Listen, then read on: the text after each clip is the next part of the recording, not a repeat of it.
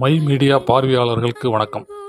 கடந்த 2 வாரமாக மஞ்சுமல் பாய்ஸ் என்ற மலையாள திரைப்படத்தை பற்றி பேசாதவர்களே இருக்க முடியாது என்ற அளவுக்கு அந்த படம் அனைவரையும் கவர்ந்திருக்கிறது. மலையாளம், தமிழ் மட்டுமல்லாது உலக சினிமா ரசிகர்களையும் பிரமிக்க வைத்துள்ளது. இப்படத்தில் இடம்பெற்றுள்ள கண்மணி அன்போடு என்ற இளையராஜாவின் பாடல் படத்தை வேறொரு தளத்திற்கு உயர்த்தியிருக்கிறது.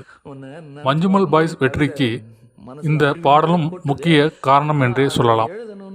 தற்போது மஞ்சுமல் பாய்ஸ் 2 வாரங்களை கடந்து ரூபாய் 100 கோடியை தாண்டி வசூலை வாரி குவித்து வரும் நிலையில் இப்படத்தில் இடம்பெற்ற குணா குகை பற்றியும் இளையராஜாவின் இளமை இசை பாடல் குறித்தும் பல வகையான செய்திகள் சமூக வலைதளங்களை தொடர்ந்து ஆக்கிரமித்து வருகின்றன. அந்த வகையில் குணா குகை குறித்து எனது சிறிய அனுபவத்தை இந்த நேரத்தில் பதிவு செய்வது பொருத்தமாக இருக்கும் என்பதால் இந்த தகவலை உங்களுடன் பகிர்ந்து கொள்கிறேன்.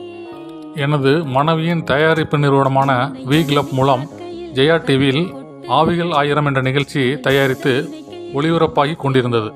இதற்காக தமிழ்நாட்டின் பல்வேறு இடங்களில் இருந்தும் ஆவிகள் குறித்த மக்களின் கருத்துக்களை நிறுவன செய்தியாளர்கள் சேகரித்து அனுப்பி வைப்பார்கள்.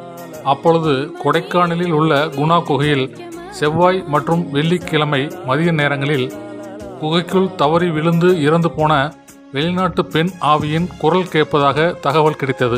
அதன் அடிப்படையில் ஒரு நாள் நிகழ்ச்சிக்கான படப்பிடிப்பு செய்வதற்காக ஆவிகள் 1000 குழு கொடைக்கானல் புறப்பட்டது. ஆர்வம் மிகுதியால் நானும் அவர்களுடன் சேர்ந்து கொண்டேன். தகவல் சொன்ன கொடைக்கானலை சேர்ந்த இருவரின் பேட்டிகளை முடித்துக்கொண்டு குணா குகைக்கு சென்றோம். சமமான பாதைகளை கடந்து பாறையின் இடுக்குகளில் நுழைந்து குகையின் கீழே இறங்கத் தொடங்கினோம்.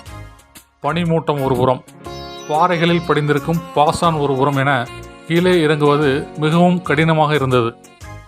மழை ஈரத்தின் காரணமாக கால் வைக்கும் இடமெல்லாம் வழுக்கியது. ஒரு வினாடி கவனம் குறைந்தாலும் பாதாள குகைக்குள் கீழே விழ வேண்டியதுதான். மரக்கட்டைகளை 1க்கு 2 முறை இழுத்து பார்த்து ஸ்ட்ராங்காக இருப்பதா என்பதை உறுதி செய்து கொண்ட பிறகே ஒவ்வொரு அடியாக எடுத்து வைத்து மெல்ல மெல்ல குணா குகையை நோக்கி கீழே இறங்கினோம். மேலே உள்ள பாறைகள் மறைக்கத் தொடங்கியதால் வெளியிலிருந்து வெளிச்சம் குறைந்து இருட்டானதும் பயம் கவத் துவங்கியது. ஆனாலும் குருட்டு மற்றும் முரட்டு தைரியத்தில் தொடர்ந்து கீழே இறங்கினோம். இன்னும் 15 அடி தூரம்தான் பாக்கி. குணா கமல் அபிராமியுடன் காதலில் உருகிய சமதளம் தென்பட்டது.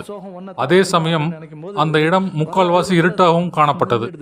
1-2 வௌவால்கள் அங்கிருந்து பறந்து வர அவற்றின் நாற்றம் குடலை புரட்டியது. அதனால் மேற்கொண்டு கீழே இறங்க முடியவில்லை. அது பயங்கர ஆபத்தான விஷயம் எனவும் எங்களுக்கு தோன்றியது. எனவே அங்கேயே படப்பிடிப்புக்கு தயாரானார் இயக்குனர். நாங்கள் நின்றிருந்த இடத்திலேயே தேவையான மாற்றங்களை அவர் சொல்லியதும் ஒளிப்பதிவு ஆரம்பமானது. இயக்குனர் யோசித்து வைத்திருந்த விஷயங்களை ஒவ்வொன்றாக படம் பிடித்து கொண்டிருந்தார். சிறிது நேரத்தில் மேலே இருந்து சப்தம் வந்தது. அங்கிருந்து நாங்கள் வெகு தொலைவு கீழே இருந்ததால் அந்த சப்தம் மிகவும் சன்னமாகவே கேட்டது. சிலர் கத்துகிறார்கள் என தெரிந்தது. ஆனால் அவர்கள் என்ன சொல்கிறார்கள் என்பது புரியவில்லை. தொடர்ந்து குரல்கள் கேட்டுக்கொண்டே இருந்ததால் ஏதோ ஆபத்து என்பதை மட்டும் உணர்ந்து கொண்டோம். வேகமாக படப்பிடிப்பை முடித்துக்கொண்டு மேலே ஏற துவங்கினோம். கீழே இறங்கியதை விட இது மிகவும் கடினமாக இருந்தது. ஒவ்வொரு கால் அடியையும் சறுக்காமல் எடுத்து வைப்பது மிகவும் சவாலாகவே தோன்றியது. அந்த கொடைக்கானல் குளிரிலும் வேர்த்து கொட்டியது.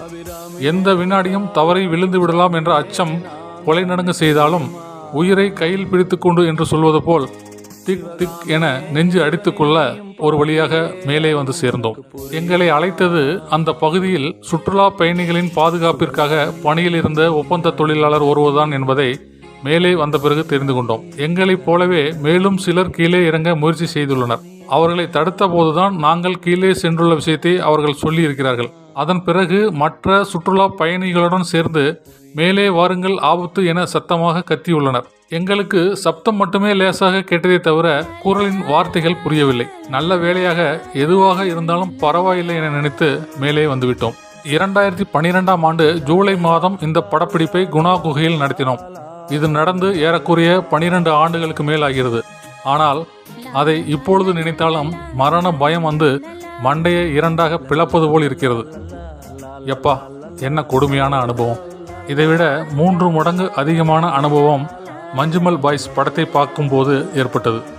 மீண்டும் எங்களின் மனதுக்குள் மரண பயத்தை ஏற்படுத்திய மஞ்சுமல் பாய்ஸ் படக்குழுவினருக்கு பாராட்டுக்கள்.